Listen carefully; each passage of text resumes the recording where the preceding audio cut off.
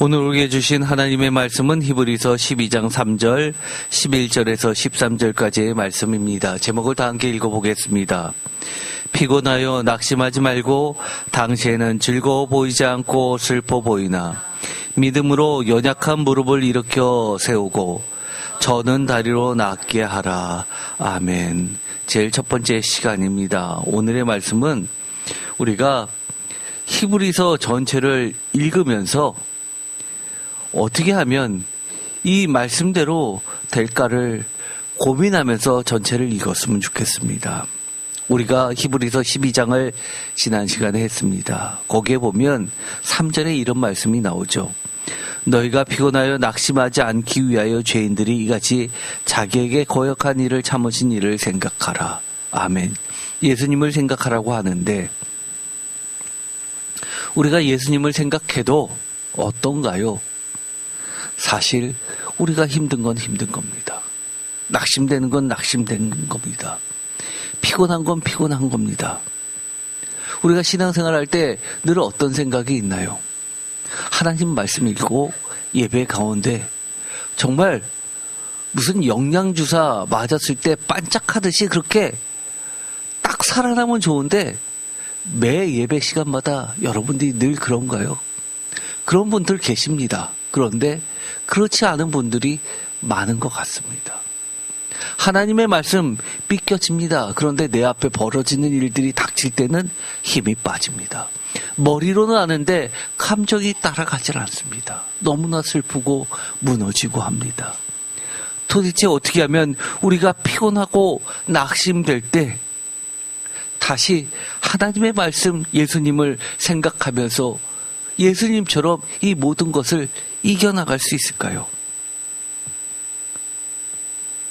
거기다가 우리가 그 다음 말씀을 읽어보면 더 명확하게 주님은 말씀해 주십니다. 히브리서 12장 11절에서 13절까지 보이면 이 구절은 징계라는 채찍질이라는 험악한 우리는 정말 달갑지 않은 이야기를 하시면서 하시는 이 말씀이 나오게 됩니다. 11절 무릇 징계가 당시에는 즐거워 보이지 않고 슬퍼 보이나 후에 그로 말미암아 연단받은 자들은 의와 평강의 열매를 맺느니라. 아멘.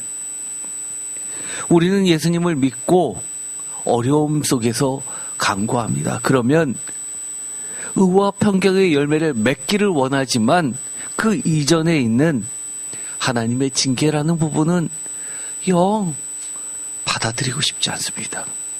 왜냐하면 주님도 알고 계십니다. 하나님도 알고 계십니다. 당시에는 즐거워 보이지 않고 슬퍼 보인다고 말씀하십니다. 이게 한 줄로 요약되어 있으니까 그저 그렇게 보이십니까? 저도 신앙생활을 할 때 얼마나 수많은 일들이 벌어질 때마다 정말 믿음으로 이겨내기가 어려웠던 일들이 한둘이 아닙니다. 당시에는 즐거워 보이지 않고 슬퍼 보이는 것만큼은 확실합니다. 어떻게 하면 당시에는 즐거워 보이지 않고 슬퍼 보이나 의와 평강의 열매를 맺을 수 있을까? 맺게 될까? 그날이 언제일까? 손꼽아 기다린 적이 한둘이 아닙니다. 더더욱 주님은 이렇게 이야기하십니다. 12절 그러므로 피곤한 손과 연약한 무릎을 일으켜 세우고 피곤합니다. 손이 무릎이 저절로 꺾입니다. 주저앉게 됩니다. 연약한 무릎을 일으켜 세우라고 이야기합니다. 그러면서 13절에 이렇게 말씀을 해 주십니다. 너희 발을 위하여 곧은 길을 만들어 저는 다리로 하여금 어그러지지 않고 고침을 받게 하라. 고침을 받고 싶은 것은 바로 접니다. 어려움을 겪는 사람들입니다. 누가 고침을 받고 싶지 않습니까? 다 받고 싶습니다. 그런데 지금 당장 내 앞에 있는 것은 고침을 받는 게 아니라 당장은 힘들어 보이고 어려워 보이고 즐거워 보이지 않고 연약한 무릎으로 그만 무너지게 생긴 거라는 겁니다. 새 번역으로 13절을 읽어볼까요? 다 같이 읽겠습니다. 똑바로 걸으십시오. 그래서 절름거리는 다리로 하여금 삐지 않게 하고 오히려 낫게 하십시오. 아멘. 나에게는 절름거리는 다리밖에 없습니다. 그런데 절름거리는 다리로 걷게 되면 뒤뚱뒤뚱 걷다 보면 작은 돌에도 걸려서 삐게 됩니다. 그런데 삐지 않게 하고 오히려 낫게 하라고 합니다. 정말 이것을 겪어본 사람은 정말 이걸 누가 하는 소리야?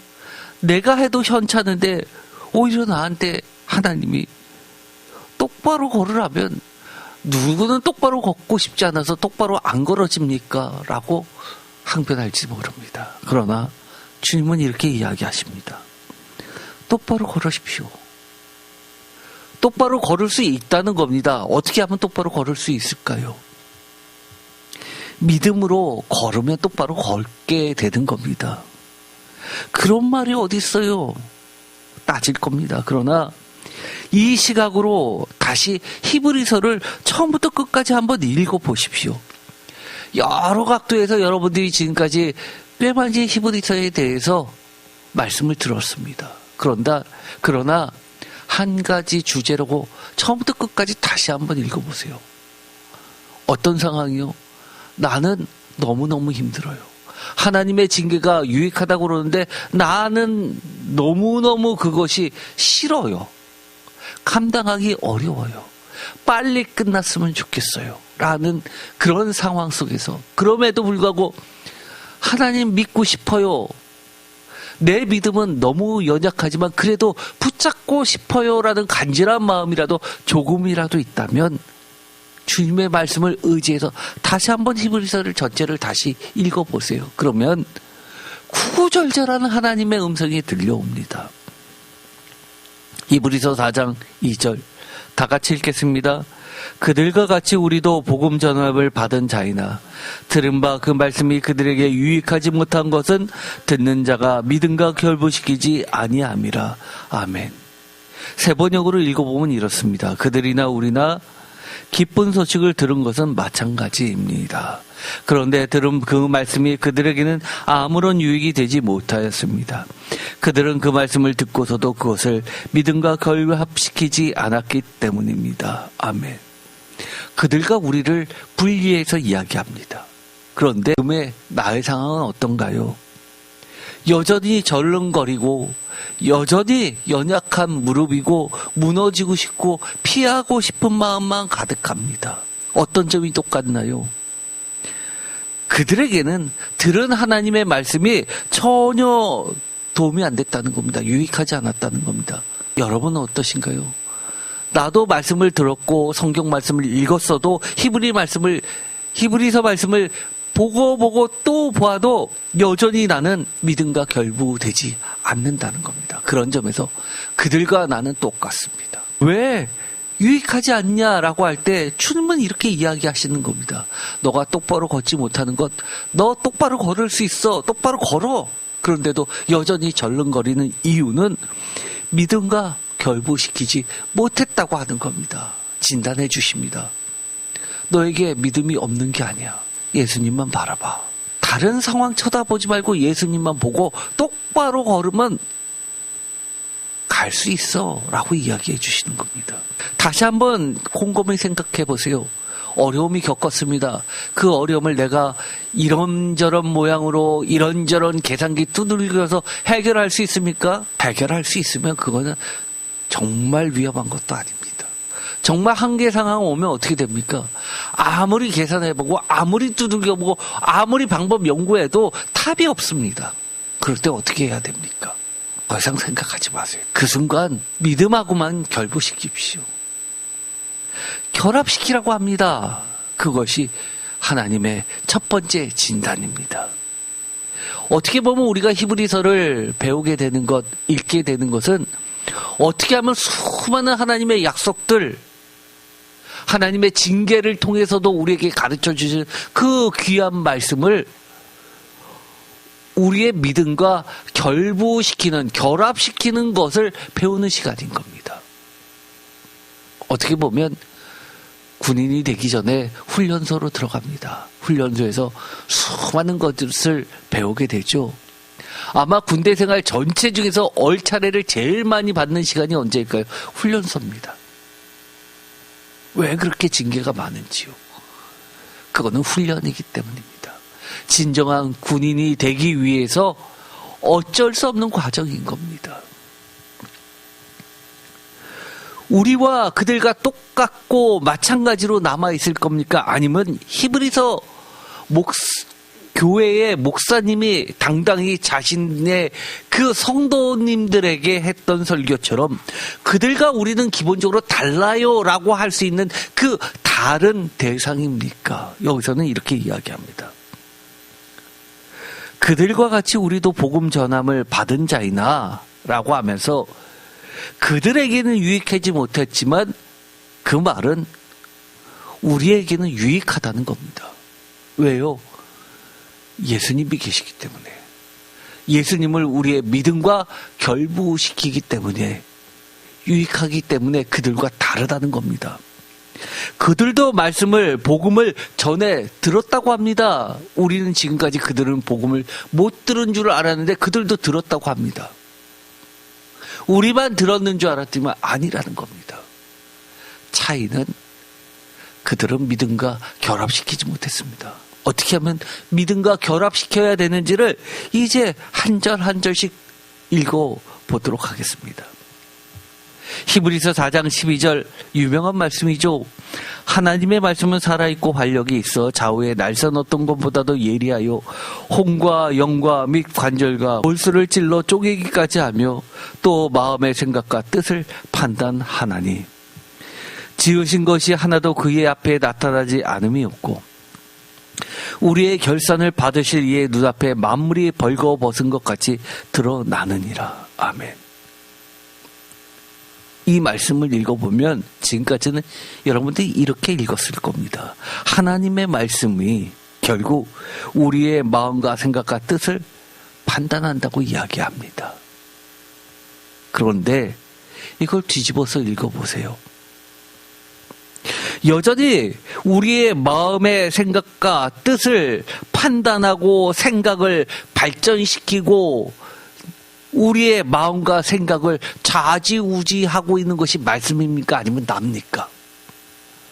내가 보이는 대로 세상에 비춰지는 모습대로 불안해하면서 내가 내 의도와 생각들을 정리해 나가고 있습니까? 아니면 말씀으로 그 모든 것들을 정리해 나가고 있습니까? 이것들이 바로 믿음과 결합시키는 방법들입니다. 상황은 아무리 내 눈에 보았을 때 어려운 상황입니다. 그런데 그것을 하나님의 말씀에 비추어 봐서 하나님의 약속들 그동안 지금까지 살아오는 동안 하나님이 나에게 베풀어 주셨던 예수님의 그 신실하심을 빗대어서 이 모든 것을 말씀으로 정리해 보세요. 상황과 말씀, 무엇이 앞서야 될까요? 상황보다는 말씀을 선택하세요. 그러면 우리의 마음과 생각과 뜻을 말씀이 살아 움직여서 예리한 날선 어떤 것보다도 날카롭게 수술해서 우리의 잘못된 생각, 삐뚤어진 생각, 믿음하고 떨어지려고 하는 오염된 생각들을 잘라내고 순수하고 깨끗하고 하나님의 영으로 가득 차게 조절해 주십니다. 정리해 주십니다. 그러면 어떻게 될까요? 상황은 이렇지만 불안해하지 말자. 무너지지 말자. 여기서 지지 말자.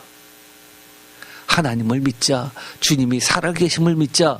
주님이 약속하신 것은 지금 내가 망하는 것 같지만 돌아가는 게 아니라 그것이 오히려 직선길이고 지름길이고 마치 요셉이 감옥까지 내려간 것이 망하는 길 같지만 국무총리가 되는 가장 빠른 지름길이었다는 것을 지금은 마치 모두가 다 아는 신앙의 도식처럼 생각하는 그 길이라는 사실을 알게 될 겁니다. 이런 것들이 하나님의 말씀은 살아있다는 겁니다.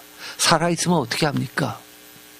마치 교통정리를 해주듯이 말씀이 모든 것을 정리해 나가십니다. 우리는 그것을 목도할 뿐입니다. 어떻게 보면 우리의 삶은 어떤 삶입니까요? 말씀이 살아있다는 것을 증인으로서 확인하는 존재들입니다. 너무너무 귀한 존재들이죠. 히브리서 5장 8절, 그가 아들이면서도 받으신 고난으로 순종함을 배워서 온전하게 되셨은즉 자기에게 순종하는 모든 자에게 영원한 구원의 근원이 되시고. 아멘. 이 구절은 과거에는 예수님에 대한 이야기였구나라고 받아들이셨을 겁니다. 그런데 이것을 맨 처음 제가 얘기한 것처럼 연약한 내 무릎을 어떻게 하면 다시금 똑바로 세울 수 있을까? 지금 당장은 내 앞에 즐거워 보이지 않는 연단이 있을 그 상황 속에서 이 말씀을 다시 읽으면 어떻게 보여질까요? 만약에 그렇다면 구절이 먼저 눈에 들어오는 게 당연합니다. 어떻게 해요? 온전하게 되셨은즉. 하나님, 주님, 제가 제일 바라는 게 이겁니다. 저 진짜 온전하게 되고 싶어요. 온전하게 되려면 어떻게 해야 돼요? 라고 이 말씀이 눈에 들어오는 순간 앞뒤가 보입니까? 그가 아들이면서도 받으신 고난으로 순종함을 배워서 온전하게 되었다? 그러면 우리는 어떻게 해야 될까요? 우리도 받게 되는 고난의 순종함을 갖춰야 되는구나라고 보게 되는 겁니다. 두 번째 눈에 들어오는 게 뭘까요? 온전하게 되셨어요. 주님이 온전하게 되셔서 그 다음에 하신다는 게 뭡니까? 9절 다 같이 한번 읽어볼까요? 온전하게 되셨은즉 자기에게 순종하는 모든 자에게 영원한 구원의 근원이 되시고. 아멘. 아멘 절로 나와야죠. 이거 남의 이야기입니까? 그러면 그렇게 하세요. 남의 이야기로. 저는 이 말씀 남에게 주고 싶지 않아요. 내 얘기 되고 싶습니다. 항상 하나님의 말씀을 읽을 때 정말 이 말씀은 내가 소유하고 싶은 그 말씀이 있으세요? 그런 게 많아야 됩니다. 구구절절이요. 맞아요, 주님. 저는 제 자신을 보면 될 것 같지 않아요.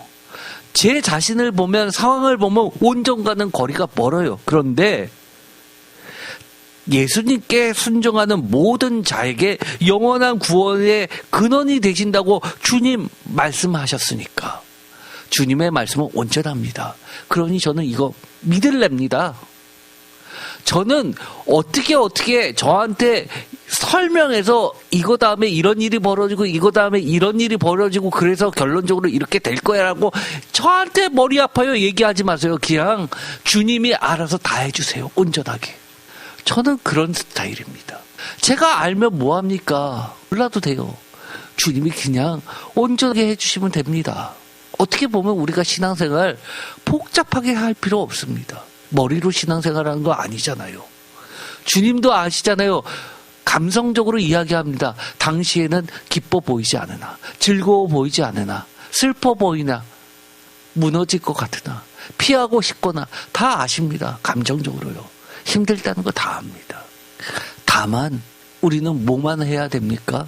아들이시면서도 받으신 고난으로 순종함을 배우신 예수님처럼 우리도 예수님의 순종함을 흉내라도 내야죠. 성경책을 보면서 복음서를 읽으면서 주님이 어떻게 하셨지 이럴 때는 그럼 나는 힘들어도 예수님처럼은 좀 해보자 해야죠. 히브리서 5장 12절 때가 오래되었으므로 너희가 마땅히 선생이 되었을 터인데 너희가 다시 하나님의 말씀에 초보에 대하여 누구에게서 가르침을 받아야 할 처지이니 단단한 음식은 못 먹고 젖이나 먹어야 할 자가 되었도다. 이는 젖을 먹는 자마다 어린아이니 의의 말씀을 경험하지 못한 자요 단단한 음식은 장성한 자의 것이니 그들은 지각을 사용함으로 연단을 받아 선악을 분별하는 자들이니라. 아멘. 제가 어떤 주제를 가지고 여기저기서 말씀을 뽑는 게 아닙니다. 일부러요. 어떻게 읽고 있어요? 장절로 해서 1절부터 순서대로 지금 읽고 있는 겁니다. 좀 전에 여러분이 히브리서 5장 8절과 9절을 읽었습니다. 곧 이어 나오는 12절에 또 주님은 우리에게 이렇게 얘기를 건네주시는 겁니다. 오래됐잖아. 너 신앙생활 한 지 오래됐잖아. 그러면 지금은 마땅히 이 정도는 됐어야 되는 거 아니야? 이렇게 얘기해 주시는 겁니다. 그런데 우리는 어떻게 해요? 단단한 음식 못 먹습니다. 14절에 그들은 지각을 사용함으로 연단을 받아 선악을 분별하는 자들. 이것이 주님이 이 정도 되면 우리가 신앙생활 5년, 10년, 15년, 20년 이상 하신 분들 대부분이잖아요. 많잖아요. 이 정도 되면 주님도 하나님도 기대하시는 바가 있습니다. 마땅히 너희들은 이 정도 됐었어야 되는데 아직도 어린아이네. 단단한 음식을 못 먹네. 여전히 초보에서 맴도네. 조금만 힘들어도 하나님 계시냐? 하나님이 있나? 하나님이 듣고 계시나? 의심부터 하고. 이 길이 하나님의 뜻인지 아닌지 제가 평소에 무슨 얘기 많이 하나요? 하나님의 뜻이 어디냐라고 묻는다면 제가 늘 이런 이야기 합니다. 아브라함이 보카롯을 떠나보내고 하나님을 만났을 때 하나님이 내가 서 있는 곳 동서남북을 쳐다보라고 합니다. 내가 우하면 내가 좌하겠고 내가 좌하면 나는 우하겠다라고 내가 선택을 안 하고 남아있는 아브라함에게 하나님은 이렇게 이야기하십니다. 동서남북을 보라는 겁니다. 하나님이 계신 곳. 하나님이 너와 함께 있으면 너가 어느 곳에 있든지 간에 동서남북이 다 하나님의 복된 땅이라는 사실을 우리에게 가르쳐 주는 겁니다. 하나님의 뜻이 뭡니까? 라고 할 때 저는 이렇게 이야기합니다. 하나님의 뜻은 사랑하는 하나님의 자녀가 복받기를 원하시고요. 하나님의 자녀가 잘 되기를 원하시고요. 하나님의 자녀가 아픈 거 원하지 않으십니다. 우리 부모님보다 더요. 제가 아버님을 여의고 나서 하나님을 만날 때 늘 어떤 심정인 줄 아십니까? 하나님한테 그렇게 울었습니다. 하나님이 내 아버지 돼주세요. 라고 울었습니다. 그리고 나서는 늘 주님은 나의 아버지 되어주셨습니다. 육신의 아버지가 다 하시지 못했던 그 모든 것을 하나님이 해주셨습니다. 제 신앙은 그렇습니다. 여러분들도 하나님을 아버지로 섬긴다면 하나님의 뜻은 우리 자녀를 사랑하고 보호해 주시고 우리 자녀의 기쁨이 넘치는 것이 하나님의 뜻입니다. 그렇게 유익하게 하시기 위해서 아들이기 때문에 징계도 주신다고 가르쳐 주는 게 히브리서입니다. 지금 당장은 내가 힘듭니다. 장성한 분량의 음식을 먹으려면 씹을 줄도 알아야 되죠. 숟가락을 내가 퍼서 먹어야 되죠. 젓가락질도 잘못해서 자꾸 떨어져서 그동안은 엄마가 먹여만 줬는데 지금은 내 손으로 들어 올려야죠. 하나님 보시기에는 그거는 일도 아닌 겁니다. 장성한 분량. 잘하기를 원하십니다. 그런데 하나님이 장성하다라고 했을 때 그 장성함의 기준이 무엇일까요? 세상에서 잘 나가는 거요? 아니요. 하나님은 그렇게 이야기하지 않으십니다. 14절 다시 한번 읽어볼까요? 단단한 음식은 장성한 자의 것이니 그들은 지각을 사용함으로 연단을 받아 선악을 분별하는 자들이니라. 아멘. 세 번역으로 다시 한번 읽어볼까요? 그러나 단단한 음식물은 장성한 사람들의 것입니다. 그들은 경험으로 선과 악을 분별하는 세련된 지각을 가지고 있는 사람들입니다. 아멘. 장성했다 아니다. 하나님의 기준은요. 선악을 분별할 줄 아는 자입니다. 선과 악이 도덕입니까? 아니요. 하나님이 선이고 예수님이 선이고 하나님과 반대편에 서는 것, 예수님과 반대편에 서는 게 악입니다. 성경은 우리에게 그것을 가르쳐 줍니다. 그래서 선한 자는 공격을 많이 받는 겁니다. 악인들에 의해서요. 그러면서 우리는 지각을 사용해서 분별하라는 거죠. 악한 자들이, 악들이, 사탄이 우리를 괴롭혀서 하나님의 선에서 떨어지지 않게, 다른 말로 이야기하면 뭐죠? 믿음에서 휩쓸려 떠내려가지 않게 하는 것이 우리가 해야 될 장성한 분량인 겁니다. 유혹이 올 때마다 분별하십시오. 아무리 그래도 내가 여기서 포기하면 안 돼. 하나님이, 예수님이 아직 나를 붙잡고 계신데 내가 먼저 손 놓으면 안 돼. 우리 자녀들에게 그런 거 가르쳐 주세요. 요즘에는 걱정 많이 됩니다. 우리 자녀들이 너무너무 연약해지는 것 같습니다. 좀 강했으면 좋겠습니다.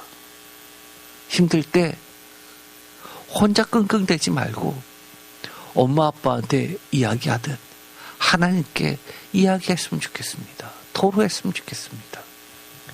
히브리서 6장 1절, 그러므로 우리가 그리스도의 도의 초보를 버리고 죽은 행실을 회개한가, 하나님께 대한 신앙과. 초보가 뭐냐, 어린아이가 뭐냐라고 했을 때 그 다음 설명을 해줍니다. 죽은 행실을 회개함, 하나님께 대한 신앙, 2절 세례들, 안수, 죽은 자의 부활, 영원한 심판. 1절과 2절을 다 함께 읽어보겠습니다.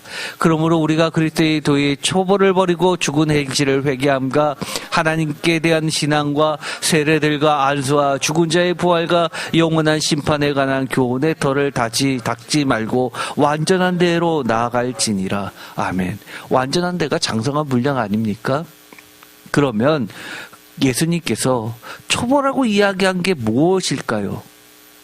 그리스도의 도의 초보라고 하는 게 죽은 행실을 회개함, 하나님께 대한 신앙, 세례들, 안수, 죽은 자의 부활, 영원한 심판에 관한 교훈의 터.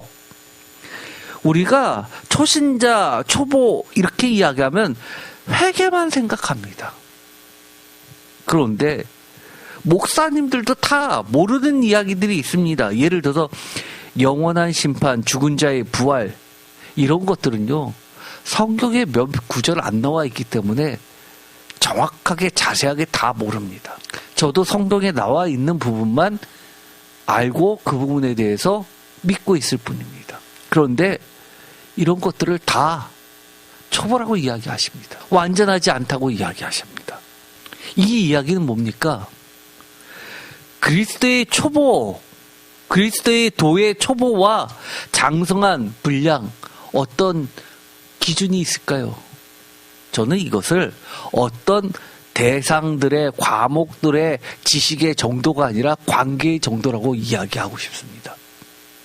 관계의 정도. 하나님과 나는, 예수님과 나는 뗄래야 뗄 수 없는 관계. 이것은 신앙의 시간과 연륜과 관계없습니다. 관계입니다. 내가 징계를 받아도 이것은 채찍질이다라고 받아들이는 자는 어떤 관계가 이미 형성되어 있는 겁니까? 나는 하나님의 아들이야. 아들이기 때문에, 사생자가 아니기 때문에 하나님이 날 때려도 하나님이 나를 버리지 못해.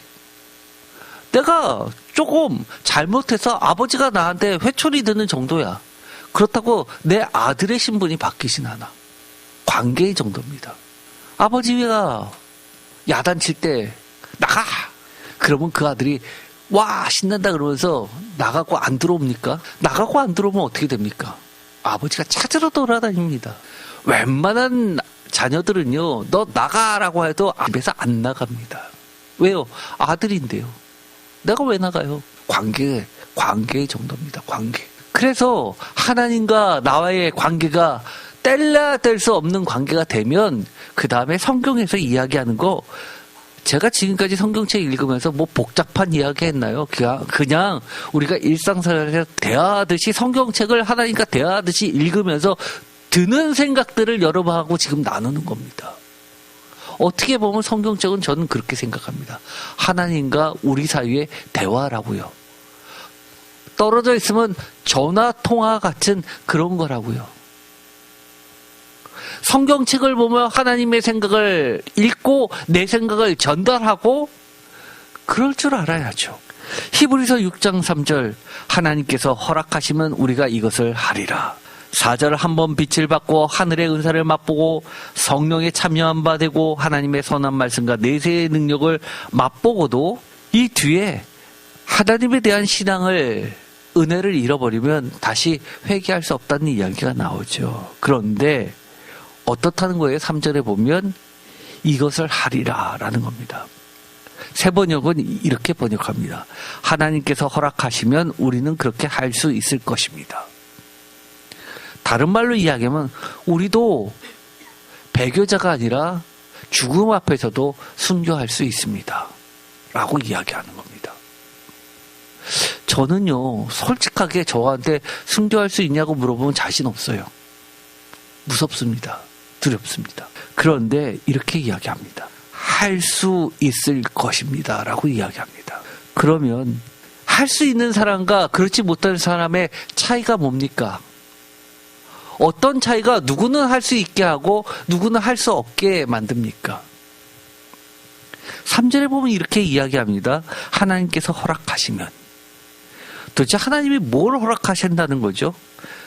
두 번째, 4절에 보면 한 번 빛을 받아서 하늘의 은사를 맛보고 성령을 나누어 받고, 다른 말로 이야기하면 은사도 경험하고 성령도 받고, 하나님의 선한 말씀과 내세의 능력을 맛보고도 하나님의 선한 말씀과 장차올 세상의 권능을 맛보면, 그러면 기본적으로는 우리가 순교도 할 수 있다는 겁니다. 왜요? 하나님의 은혜가 있기 때문에요.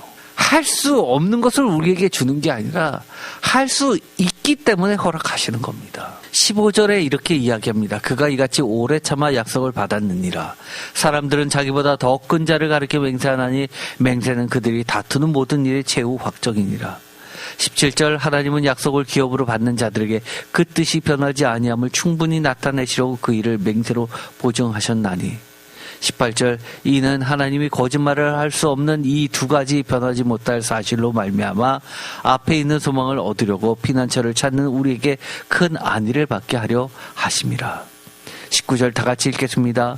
우리가 이 소망을 가지고 있는 것은 영혼의 닭 같아서 튼튼하고 견고하여 휘장 안에 들어가나니 그리로 앞서가신 예수께서 멜기세덱의 반차를 따라 영원히 대제사장이 되어 우리를 위하여 들어가셨느니라. 아멘. 하나님이 우리 떠내려가라고, 다 배교하라고 채찍질의 징계까지 허락하시는 거 아닙니다. 그것을 허락하시기 이전에 먼저 준비해 놓으신 것들이 있다는 겁니다. 뭐요? 우리에게 소망이 있습니다. 영혼의 닷 같아서 튼튼하고 견고하여 휘장 안에 들어가서 먼저 우리 앞서서 들어가신 예수 그리스도를 마련해 주셨다는 겁니다. 그렇다는 이야기는 뭘까요? 우리는 우리의 영혼의 닷을 예수 그리스도께만 걸어만 놓으면 절대 어떻게 된다는 거예요? 떠내려가지 않는다는 겁니다. 이것처럼 명확한 게 어디 있습니까? 우리 가끔 이럽니다. 너무너무 두려워서요. 괴로워서 힘들어서 어떻게 될까? 어떻게 되지? 이거 막혔는데 어떻게 하지? 과정은 잘 모르겠지만 결론적으로 말씀을 드리면 우리 절대 떠내려가지 않습니다. 왜요? 우리가 소망을 어디에다가 걸어두었기 때문에 그래요.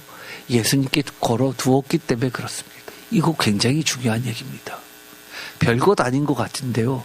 다시 한번 우리가 믿음이 흔들리고 마음이 불안해지고 출렁거릴 때 다시 한번 점검해 보세요.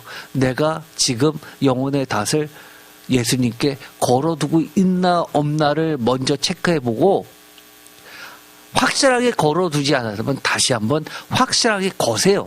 그러면 물결이 바람에 출렁거릴 수 있고 풍랑이 일어서 넘실거릴 수는 있지만 떠내려가지는 않습니다.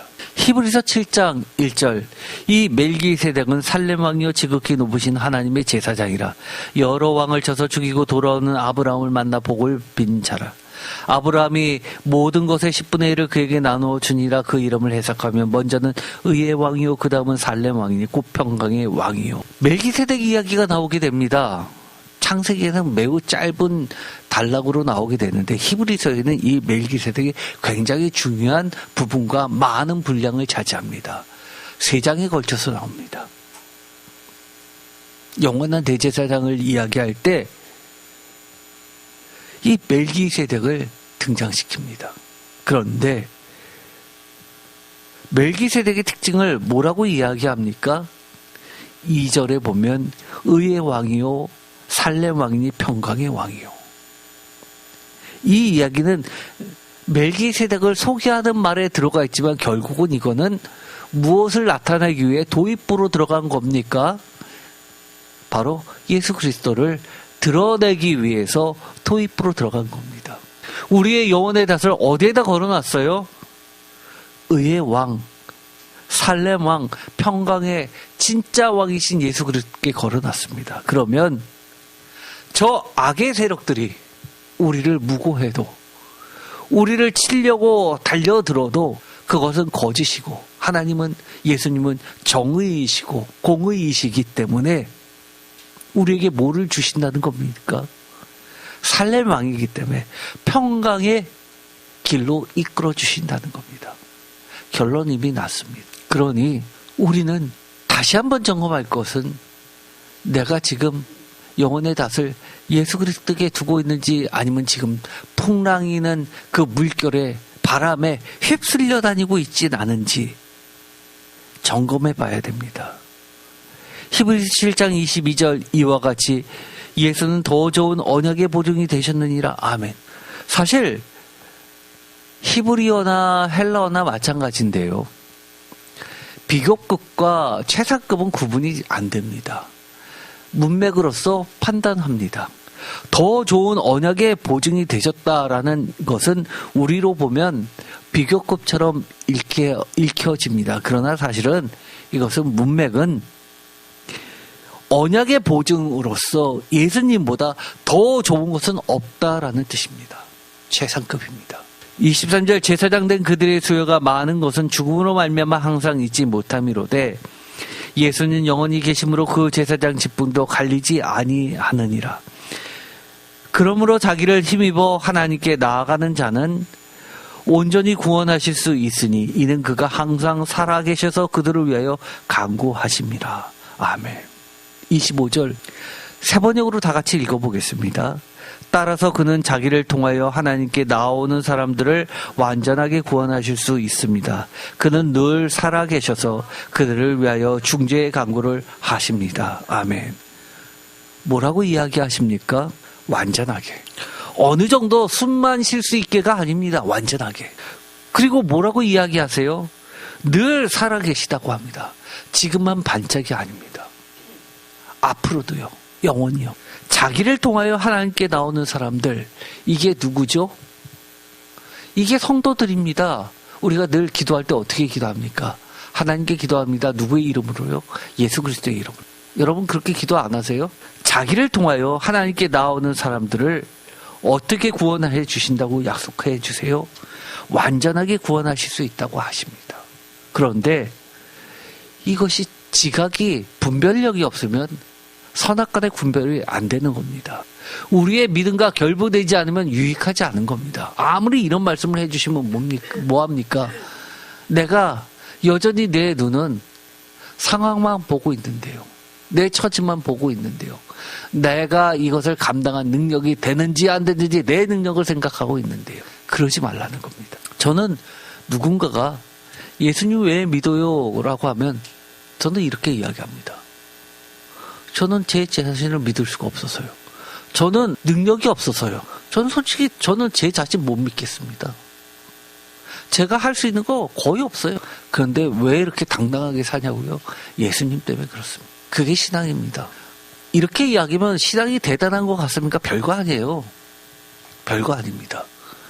아주 단순합니다. 한마디로 어린애기가 엄마 말고는 아무것도 필요 없다고 하는 거나 마찬가지인 겁니다. 신앙은 그런 겁니다. 그래서 자꾸 제가 신앙은 머리로 하는 게 아니라 관계가 먼저라고 이야기하는 겁니다. 히브리서는 하나님이 우리에게 뭐라고 얘기해 주세요?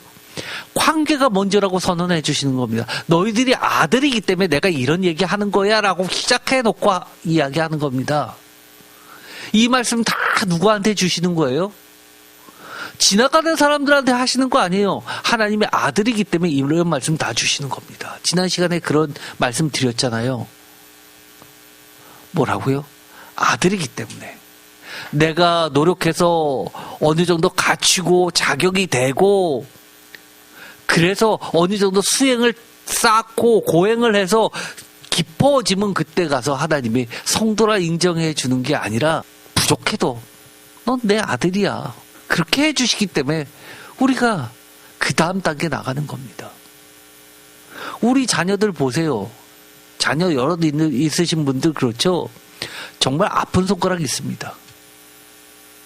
부족해 보이죠? 누구한테 시선이 제일 많이 갑니까? 아픈 손가락한테 제일 많이 갑니다.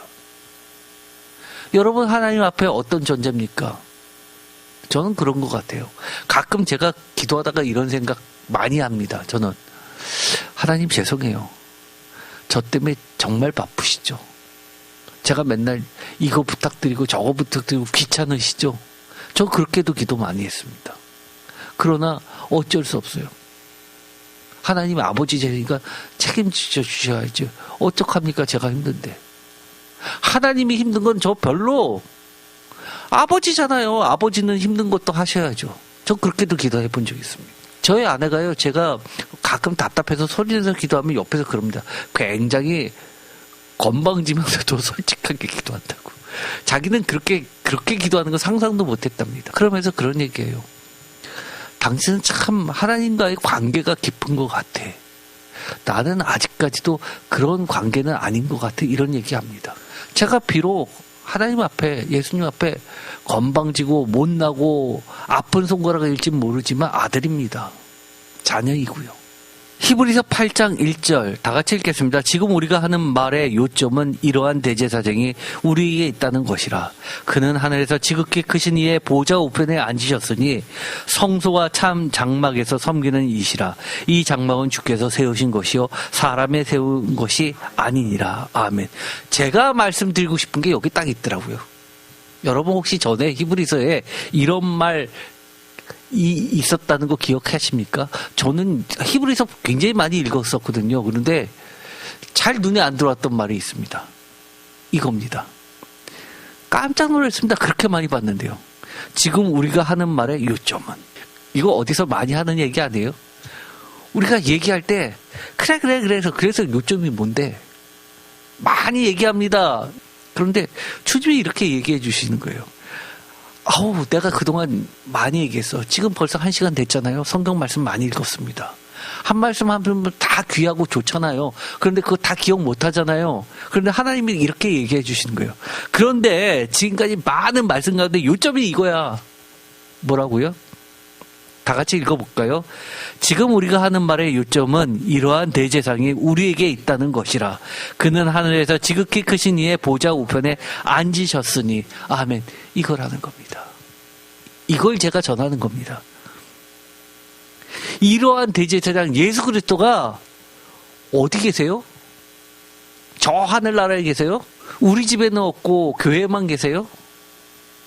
우리에게 있습니다. 어디요? 여러분이 지하철 타고 집에 가실 때 또는 버스 타고 가실 때 집에 도착해서 어디 계세요? 교회에다 예수님 놔두고 가셨습니까?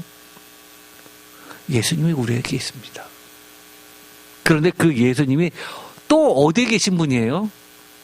하늘에서 지극히 크신 이의 보좌 우편에도 앉아 계시다는 겁니다. 그러면 뭐라는 겁니까? 하나님과 보좌 우편에 앉으신 예수 그리스도와 우리 사이에 무슨 관계가 있다는 거예요? 직통라인이 있다는 겁니다. 직통라인. 어떻게 보면 신앙생활의 재미 이런 거 아닙니까? 내가 급해서 딱 누르면 바로 띠리링 연락 가가지고 자다가도 일어나고 눈 뜨고 왜 그래? 라고 확인 가능한 상황. 그것만 기적입니까? 아니잖아요. 하나님은 지극히 크신 이의 보좌 우편에서 계시면서 위치만 그렇다는 거예요? 아니요. 이 표현은 성경에서 뭘 얘기하는 겁니까? 히브리서에 보면 이 표현이 여러 군데 등장합니다. 지극히 크신 이의 보좌 우편에 앉으셔서 그 다음 나오는 말들이 뭡니까? 만물을 붙드시고 세상을 지으시고 다스리시고 주재하시고 이런 이야기들이 계속 나옵니다. 모든 것을 세우셨고 창조하셨고 유지하시고 다스리시고 이끄시는 분이 어디에 계시다는 거예요? 우리에게 있다는 겁니다. 이것으로 오늘 설교를 일단 여기까지 하도록 하겠습니다. 나머지는 다음 시간에 하겠습니다. 오늘 이 설교 모든 말씀의 요점이 뭡니까? 요점이 뭐예요? 많은 얘기했습니다. 요점이 뭡니까? 예수 그리스도가 우리에게 계시다는 겁니다. 예수 그리스도가 하늘에서 지극히 크신 이의 보좌 우편에 계시다는 겁니다. 그러니 우리는 어떻게 해야 되는 겁니까? 처음에 시작할 때 우리 상황이 피하고 싶고 슬퍼 보이고 연약해 보이고 제대로 걸을 수 없고 라고 하더라도 우리는 똑바로 걸을 수 있죠. 고칠 수 있죠. 나을 수 있습니다. 흔들리지 않을 수 있고 중요한 게 뭡니까? 떠내려가지 않을 수 있는 겁니다. 오늘의 제목 다 같이 읽어보겠습니다. 피곤하여 낙심하지 말고 당시에는 즐거워 보이지 않고 슬퍼 보이나 믿음으로 연약한 무릎을 일으켜 세우고 저는 다리로 낫게 하라. 아멘. 어떤 믿음이에요? 요점 얘기했잖아요. 지극히 높으신 분의 우편에 앉아 계신 분이 우리와 함께 계시다라는 믿음입니다. 기도하고 마치겠습니다. 하나님 감사합니다. 솔직히 말해서 히브리서 교회에 성도들이 당한 그 상황은 지금 내가 겪고 있는 상황하고 비교했을 때는 비교할 수 없을 정도로 어렵고 힘들고 순교의 상황이라는 거 너무 잘 알고 있습니다. 그럼에도 불구하고 지금 내가 겪게 되고 있는 신앙의 여정 속의 현실은 그래도 당장은 즐거워 보이지 않고 피하고 싶고 힘들고 낙심되고 연약해집니다. 그럴 때마다 우리가 믿음과 결부시켜서 예수 그리스도를 바라보고 떠내려가지 않고 의의 왕, 평화의 왕, 평강의 왕인 예수 그리스도께 영혼의 닷을 걸고 완전하게 이끄시는 구원시켜 주시는 예수님께 우리와 함께 계시는 예수님께 믿음으로써 나아가게 하여 주옵소서. 예수 그리스도의 이름으로 기도드립니다. 아멘.